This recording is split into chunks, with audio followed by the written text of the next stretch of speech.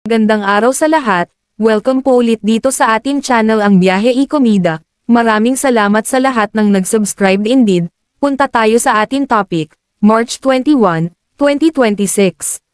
Joseph Bitangkol defends Sandra Park from DRUGU's allegation.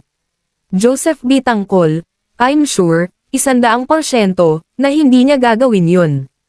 Walang pagdadalawang isip na pinagtanggol ni Joseph Bitangkol, 41, si Sandra Park, 41, sa intrigang gumagamit umano ng bawal na DRUG ang kanyang ex-girlfriend.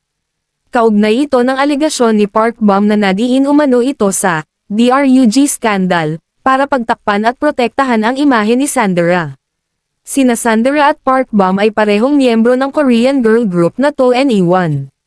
Una na ring pinabulaanan ni Sandra ang isyo, at sinabing hangad niyang nasa mabuting kalagayan si Park Bo-gum sa kabila ng kontrobersya. Kalaunan ay binura rin ni Park Bom ang kanyang Instagram post ukol dito. For me, imposible, mabilis na pagdepensa ni Joseph kay Sandra. Kasi, matagal ko rin siyang nakasama. At syempre, ang masasabi ko, kilala ko ang pagkatao nun. Yung sacrifice niya para sa family niya. Kaya tumanda siya na talagang nakafocus sa trabaho, sa family at sa career. Wala raw sa personalidad ni Sandra na gumamit ito ng ilegal na droga. I'm sure, hindi niya gagawin yun. Yosi nga lang ang hirap patake, drugs pa.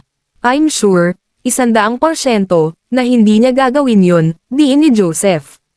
Nakausap si Joseph ng Piling Entertainment Press, kabilang ang pep.ph, Philippine Entertainment Portal, sa taping ng finale episode ng Singaling, na mapapanood ngayong March 21 at 22 sa TV5. Kasama si Joseph sa celebrity guests bilang dating contestant ng show.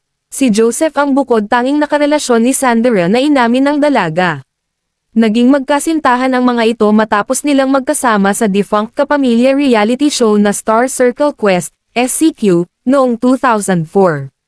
Tumagal ng humigit kumulang 3 taon ang kanilang relasyon, at naputol iyon bago mag-migrate ni Sandra sa South Korea para magsimula ng career doon bilang K-pop star. 2 dekada na ang nakalilipas, pero hindi maiwasang tanungin si Joseph tungkol kay Sandra. May komunikasyon pa ba sila? Wala po, sagot ni Joseph, na bahagyang natawa nang maungkat ang past nila ni Sandra. Kapag may Viber chat lang sa SCQ, as a group, pero hindi naman kami lang dalawa. Ang madalas kasi na nagkikita, kami nila Joros, Gamboa, RJ, Martinez, Melissa, Rix, Roxanne, Ginoo. Pero as malaking group, hindi pa. Ano ang nararamdaman niya tuwing si Sandra pa rin ang tinatanong sa kanya? Sagot ni Joseph, wala naman. Siguro, ang masasabi ko lang, ano lang ng mga tao yan dahil ako lang ang naka-love team dito na naging boyfriend.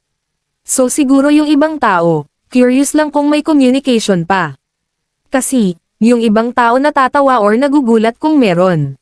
Siguro, yun lang naman, curious lang. Hindi naman daw siya naiinis kahit paulit-ulit na tinatanong pa rin tungkol sa South Korean star. Hindi naman. Siyempre, siya yung malaking reason kung bakit ako naaalala ng mga tao. Malaking part siya, direktang sagot ni Joseph.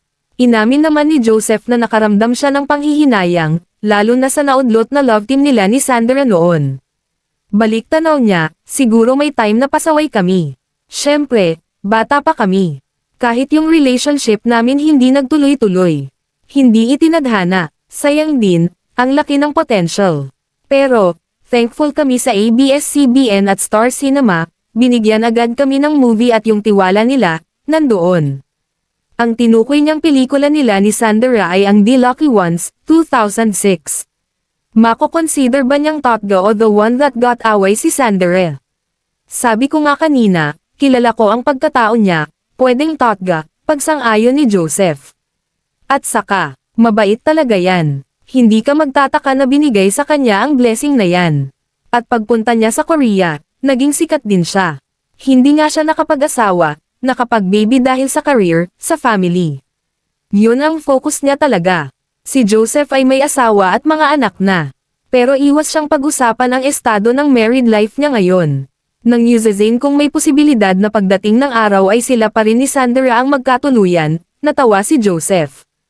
Pero hindi rin niya itinangging maganda ang pinagsamahan nila ng ex-girlfriend. Aniya, hindi natin masasabi ang mga pwedeng mangyari. Special pa rin siya sa akin.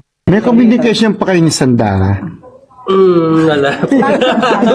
Hindi kasi may issue eh. Charos. Sige, wag na natin tanungin. Wala. Ano po? Ano to? Pag may Viber group lang kami, ICQ. As a group, hindi naman kami dalawa. Kailan kayo huling nagkita? Ng mga ICQ batch? Ang madalas kasi kami nila Joros eh. Ang Si RJ. RJ. Daray, ano?